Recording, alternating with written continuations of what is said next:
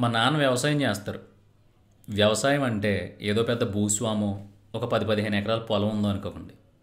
నాకు ఒక్క సెంటు భూమి కూడా లేదు. మా నాన్న ఈ రోజుకి ఎవరైనా పనిలోకి పిలిస్తే హ్యాపీగా వెళ్ళి పని చేసుకుని ఒక 600, 700 రూపాయలు తెచ్చుకుంటున్నారు. అంత బాగానే ఉంది. ఉన్న దాంట్లో మా అమ్మ నాన్నలు నన్ను చాలా బాగా పెంచారు. సో చదువుకున్నాను, చూసి రాశానా లేదంటే స్లిప్పులు పెట్టానా ఇవన్నీ పక్కన పెట్టేస్తే పాస్ అయ్యాను.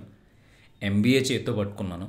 సో ఇప్పుడు నేను చెయ్యాల్సింది ఏంటి అంటే, అందరూ బాగున్నారు, ఎవరికి నచ్చిన పనిలో వాళ్ళు లేకపోయినా వాళ్ళకి వెనకాల ఆస్తులు, బ్యాక్గ్రౌండ్లు, పొలాలు, స్థలాలు ఉన్నాయి కాబట్టి, మంచి మంచి కాలేజీలో చదువుకున్నారు కాబట్టి, ఒకడు పూణే జాబ్ చేయడానికి వెళ్ళాడు, ఒకడు బెంగళూరు జాబ్ చేయడానికి వెళ్ళాడు, హైదరాబాద్లో అడుగు పెట్టగానే ఇంకొకటికి వాళ్ళ మేనమామో, చిన్నాన్నో, మామయ్యో ఎవళ్ళో ఒకళ్ళు జాబ్లు ఏం చేశారు.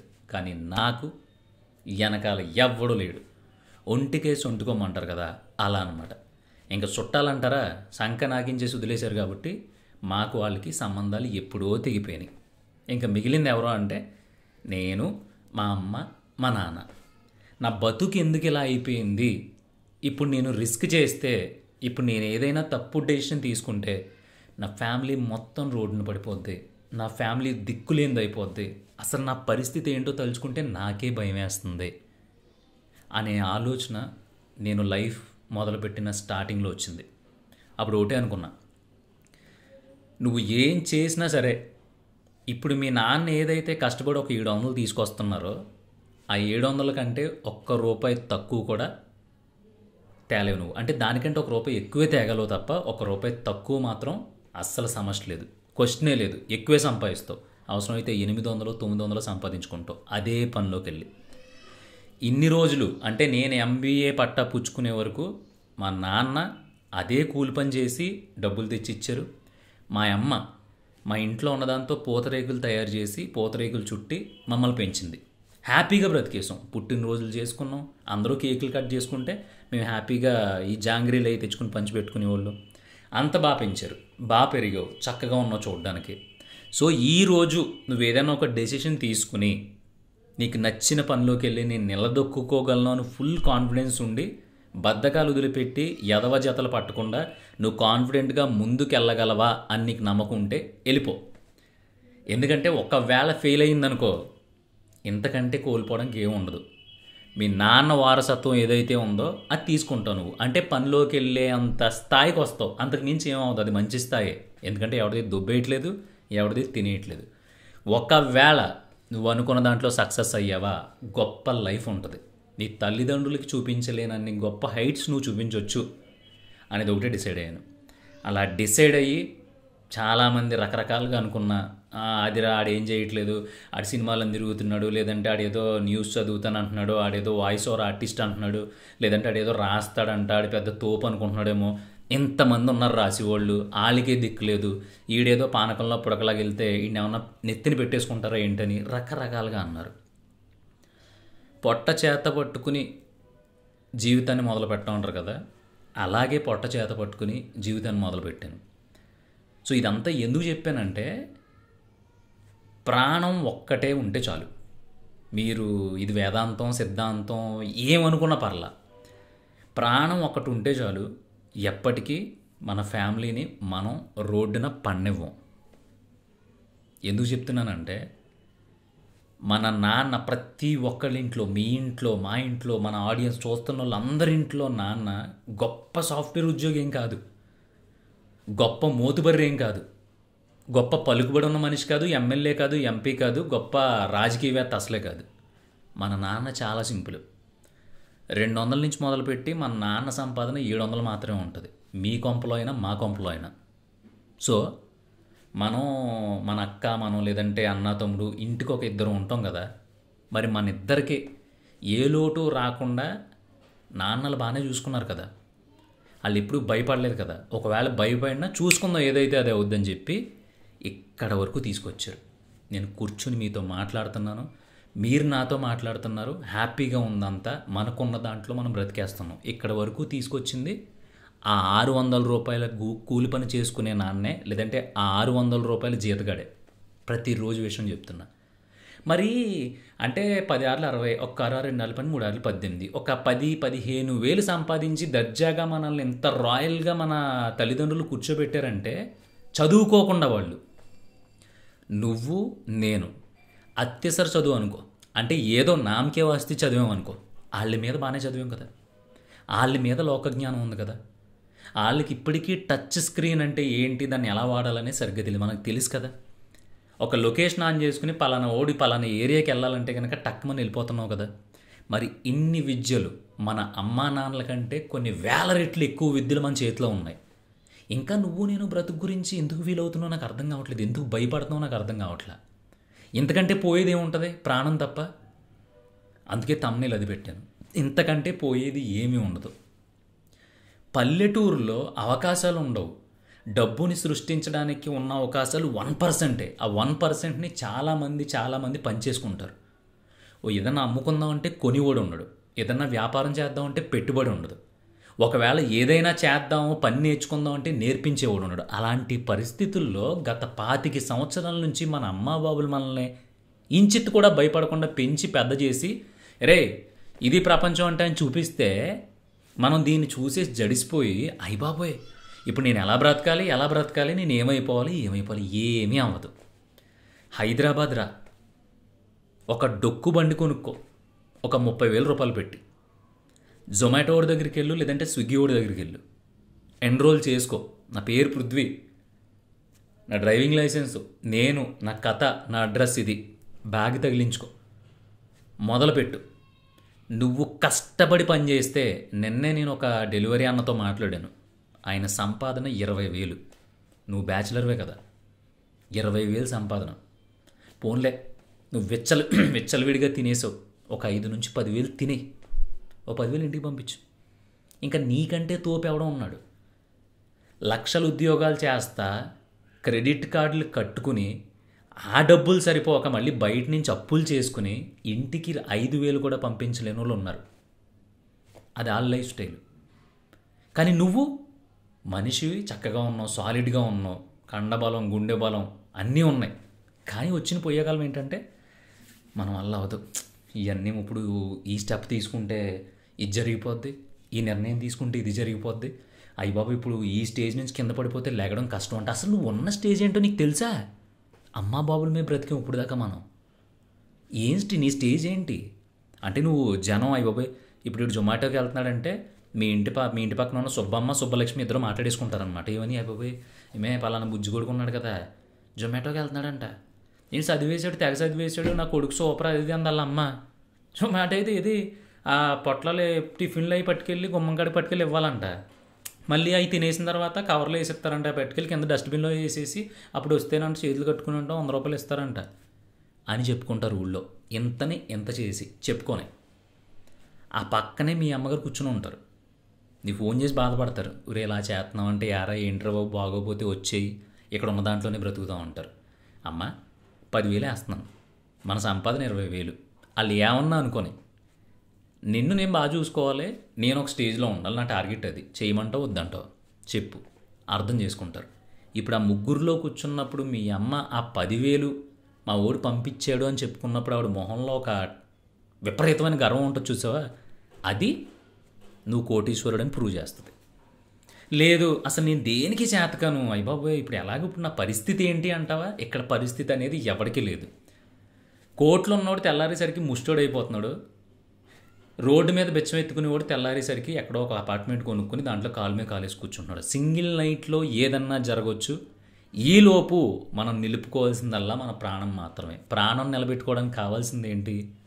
పరువు కాదు, పరపతి కాదు, హోదా కాదు, తినడానికి తిండి, కట్టుకోవడానికి బట్టలు, ఉండడానికి గూడు. కొంప ఎలాగో ఉంది, అది లేదా అద్దె కొంపలన్నా ఉండగలవు.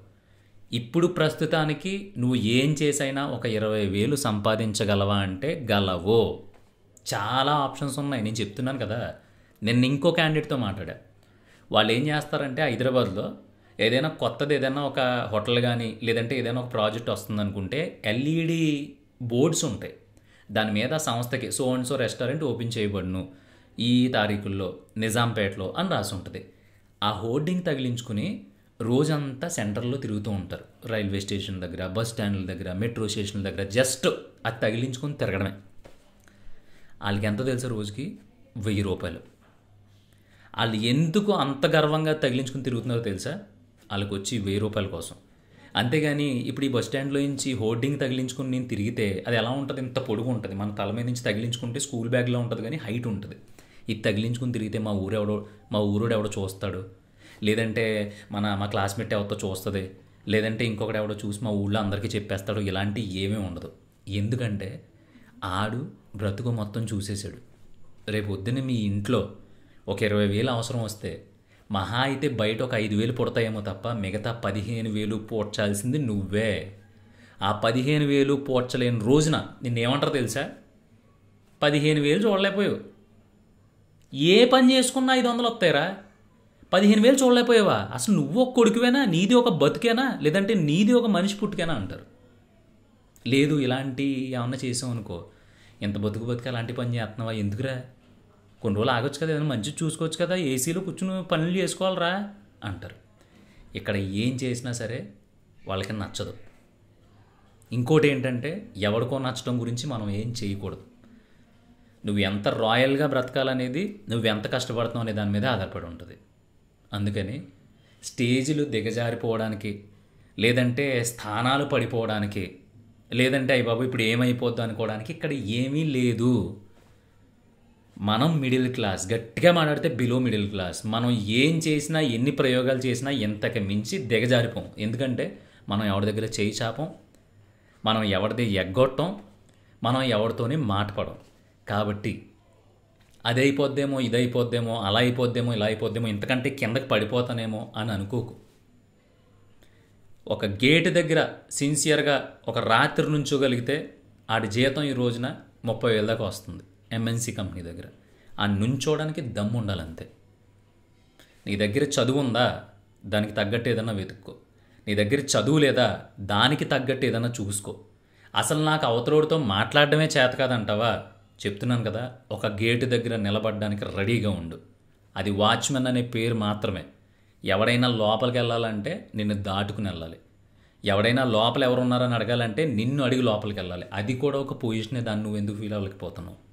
ఇదంతా చెప్పడానికి రీజన్ ఏంటంటే, ఒక అబ్బాయి నాతో మాట్లాడి, అన్నా నేను వదిలేసి వెళ్ళిపోదాం అనుకుంటున్నాను అన్న, నీ ఎటు ఒకటి పారిపోదాం అనుకుంటున్నాను, ₹1 సంపాదించలేకపోతున్నాను అన్న అన్నాడు. 6.1 హైట్ ఉంటాడు. నిజంగా చెప్పాలంటే అచ్చులో ఉంటాడు. తిట్టాను నేను, ఏం రోగం నీకు అని అడిగా. మన సబ్స్క్రైబరే, పేర్లు అయ్యి అనవసరం కాబట్టి చెప్పట్లా. అచ్చులో ఉన్నో తాడి పెరిగినట్టు పెరిగావు, ఏం తక్కువ నీకు అని అడిగా. అన్న లేదన్నా, అసలు ఏ పని దొరకట్లేదన్న. తీసుకెళ్ళి ఇక్కడ నేను ఎన్రోల్ చేయిస్తా జొమాటో దగ్గర, నువ్వు చేసుకుంటావా? బండి ఉంది నీకు, 5,000 రూమ్ రెంట్ కట్టి ఖాళీగా తిరుగుతున్నావు. అన్న నా వల్ల అవ్వట్లేదన్నా అంటున్నావు. చేస్తావా అంటే, అన్న జొమాటో అంటే అదే, డెలివరీ బాయ్ అంటే అని ఇలా నలిపేసుకుంటున్నాడు చేతులు కాళ్ళు. ఒరే బాబు ఎందుకు నలుపుకుంటున్నారా బాబు? ఏం చేత కావట్లేదు, కొంపలో నుంచి పారిపోతాను, ఇవన్నీ వదిలేసి ఎక్కడికో వెళ్ళిపోతాను అంటున్నావు. పారిపోతే అంటే అన్నీ సక్రమంగా జరిగేసి నేను పొగిడేస్తారనుకుంటున్నావా? లేదంటే జొమాటో బాయ్గా చేస్తే నువ్వేమన్నా దిగజారిపోయి నీ పరుగు పోద్ది అనుకుంటున్నావా? పారిపోతే పిరికి బంద్ అంటారో, లేదంటే పారిపోయాడు అంటాడో అని పక్కన పెట్టేస్తే నువ్వు ఒక చేతగానోడివి. లిటరల్గా చెప్పాలంటే మీ తల్లిదండ్రులు పరుగు తీసేసినోడు నువ్వు. అదే ఈరోజు నువ్వు జొమాటోనో ఏదో ఇంకోటో చేసుకుని ఎంతో కొంత డబ్బులు సంపాదించుకుని అప్పుడు నువ్వు ఏదైనా చిన్న స్టార్ట్ చేసుకుంటే అప్పుడు నువ్వు మొగోడివి. ఏం సెలెక్ట్ చేసుకుంటావు చేసుకో అంటే, నిన్నంతా ఆలోచించుకుని నిన్న సాయంత్రం వెళ్ళి అక్కడ ఎన్రోల్ చేసుకున్నాడు. నాకు తెలిసి నెక్స్ట్ వీక్ ఎప్పుడు అవన్నీ కంప్లీట్ అయిన తర్వాత తన జర్నీ మొదలు పెట్టబోతుంది. ఇదంతా నాకు ఎంత చిరాకు వచ్చిందంటే, మన పరిస్థితి బాగాలేనప్పుడు, అసలు మనకిప్పుడు ఇది మన టైం కాదనుకున్నప్పుడు ఏదన్నా చెయ్యాలి బతకడానికి. పారిపోవడం, దూకేయటం, ఉరిలేసేసుకోవడాలు, ఇదంతా జుజుబి, చిటికలో పని. దమ్ము ఉంటే నిలబడి చూపించాలి. ఈరోజు నిన్ను ఎవడైనా రే పలానా పని చేస్తున్నాడంటాడు, రేపు పృథ్వీగాడు ఏం లేదంట అక్కడ ఏదో 300కి ఎక్కడో మొత్తం మీద రాళ్ళు కొడుతున్నాడంట అన్నాడు అనుకో, సరిగ్గా 2-3 సంవత్సరాల తర్వాత అడిగి మనం ఏ మంచి స్పోర్ట్స్ బైక్ కారు వేసుకుని కనిపించాం అనుకో, అప్పుడు ఆడు మన గురించి తెలుసుకోవడం మొదలు పెడతాడు. ఇది రాళ్ళు కొట్టాడంట, తర్వాత ఏం చేశాడు, ఎలా చేస్తే మనం కూడా ఆడలా అవ్వగలమని మనం ఇన్స్పైర్ అయి తీరుతాం. ఆడికి మనమే ఇన్స్పిరేషను. అప్పుడు దాకా ఎవడేమన్నా వదిలిపడదొబ్బాలి. అసలు ఆడి గురించి ఈడి గురించి నువ్వు ఆలోచించేసి ఇది ఏమన్నా చేస్తే దిగజారిపోతామేమో, ఇంతకు మించి పొజిషన్లు పడిపోతాయేమో. ఏముంది బాసు నీ దగ్గర, నా దగ్గర పొజిషను ఏముంది చెప్పు? ఈ రోజు అన్న రోజు నా దగ్గర కెమెరా లేదు, ఈ మైక్ లేదు అంటే నాకు నీతో మాట్లాడడానికి స్కోప్ లేదు. అలాగని కూర్చొని నా వల్ల అవ్వట్లేదు అంటనా నేనైతే వదలా. ఒక 6,000 7,000 పెట్టుకుని చైనా ఫోన్ కొనుక్కుని మరి నీతో మాట్లాడతా. ఎందుకంటే నా టార్గెట్ మాట్లాడడం. అవసరమైతే దానికోసం ఏదో పని చేసుకుంటాను నేను.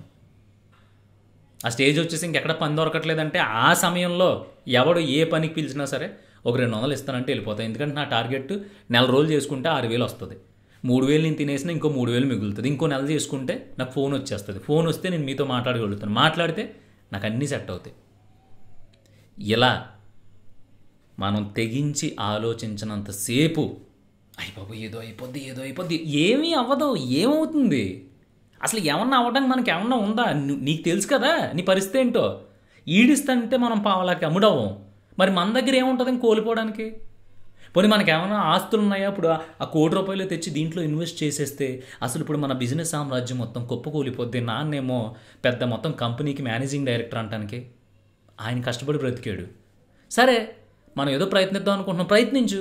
అవ్వలేదనుకో మనం కూడా ఆయనలాగే కష్టపడి బ్రతుకుతాం. మీ నాన్న ఎవరైనా ఉన్నాయంటే ఎందుకు కోపం వస్తుంది? మా నాన్న ఎవరిది తినేరగడు, మా నాన్న ఎవరి దగ్గర చేయి చాపలేదు, మా నాన్న తోపు అని నువ్వే అంటావు కదా. మరి ఏమన్నా అయితే ఆ తోపులాగే బ్రతుకుతావు. అంతకు మించి తగ్గేం బ్రతుకు. నీకు అర్థమైంది అనుకుంటున్నా. పోవడానికి కోల్పోవడానికి ఏమీ లేదు ఇక్కడ, ఒక్క ప్రాణం తప్ప. స్ట్రాంగ్గా ఉండు. కొడితే గట్టి కొడదాం.